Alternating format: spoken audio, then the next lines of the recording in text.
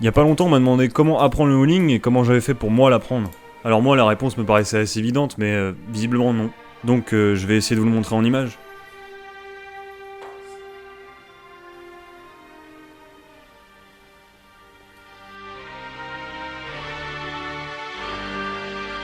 Je connais le wheeling.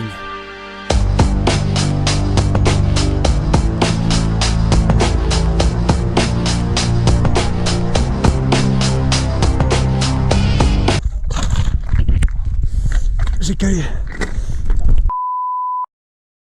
Ouais, je voyais pas trop ça comme ça.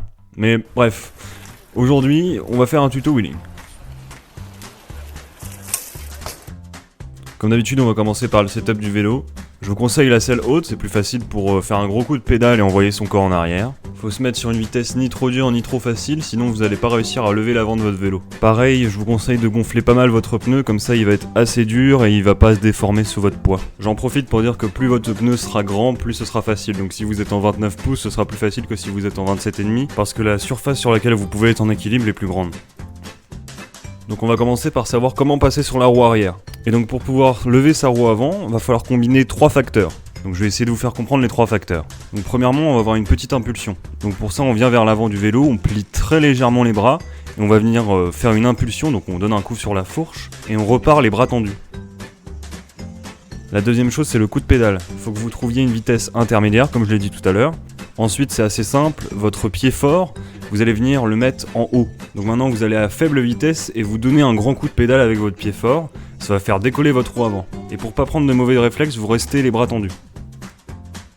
Maintenant que vous avez ces deux éléments, on va les combiner et en plus de ça, on va venir mettre ses épaules en arrière. Donc on donne son impulsion, on donne un gros coup de pédale et en même temps on va venir jeter son corps, enfin ses épaules en arrière. Pas trop violemment, hein, sinon vous allez tomber en arrière, mais juste histoire de passer sur une roue et d'atteindre son point d'équilibre. Donc avant d'aborder l'équilibre, donc pour pas tomber sur les côtés ou en arrière, je vais vous montrer quelques erreurs qui font soit qu'on n'arrive pas à envoyer son wheeling, soit qu'on n'arrive pas du tout à le rendre stable, et on comprend pas pourquoi. Donc la première erreur, c'est le fait de tirer sur ses bras quand on envoie son wheeling, c'est-à-dire qu'on vient tirer sur les bras, et en fait on perd de l'équilibre en faisant ça. Une deuxième erreur un peu plus vicieuse, c'est le fait de regarder sa roue avant. Si vous regardez votre roue avant, en fait, vous allez passer vos épaules un peu trop vers l'avant, et vous n'allez pas réussir à atteindre un point d'équilibre. Donc ce qu'il faut faire, c'est vraiment regarder droit devant soi. Maintenant que vous savez envoyer votre wheeling sans faire d'erreur, vous pouvez apprendre à le tenir. Donc premièrement, pour tenir l'équilibre avant-arrière, si on peut dire ça comme ça, on va devoir gérer 3 choses. Donc le frein et le passage de vitesse qui va permettre de garder un rythme de pédalage assez stable et qui va permettre d'équilibrer le corps en fait. Je vais dire ça différemment aussi, on va dire que quand vous sentez que vous perdez l'équilibre en arrière, vous allez donner un petit coup de frein. Et quand vous sentez que vous perdez l'équilibre trop en avant, c'est-à-dire que le vélo va trop en avant, vous allez essayer de passer une vitesse et de repédaler pour que ça relance votre vélo en arrière.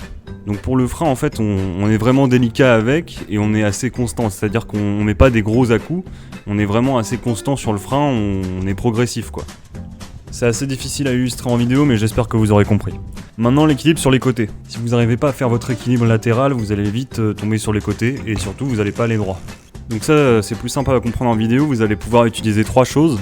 Donc premièrement, vos genoux, vous allez les déplacer à droite ou à gauche en fonction de l'équilibre du vélo. Vous pouvez aussi utiliser votre roue avant, donc en fait c'est plutôt vos épaules, parce qu'en fait quand vous allez tourner le guidon, vos épaules vont plus aller à droite ou à gauche et ça va équilibrer votre corps. Une fois que vous avez un bon équilibre sur votre vélo, normalement vous serez capable de ralentir, d'accélérer avec le wheeling, mais aussi de pouvoir tourner en wheeling. Je vous incite vraiment à vous filmer pour voir comment vous êtes sur votre vélo, quelle est votre position et pourquoi ça va ou pourquoi ça va pas. Voilà, maintenant vous devriez à peu près avoir tout pour faire un bon wheeling et réussir à le tenir. Donc je sais que des gens font pas pareil que moi, hein. On peut faire la selle basse aussi, mais moi j'estime que c'est plus dur. Donc voilà, y a pas de souci, vous pouvez mettre vos questions en commentaire, j'y répondrai. Et sur ce, on se voit dans la prochaine vidéo.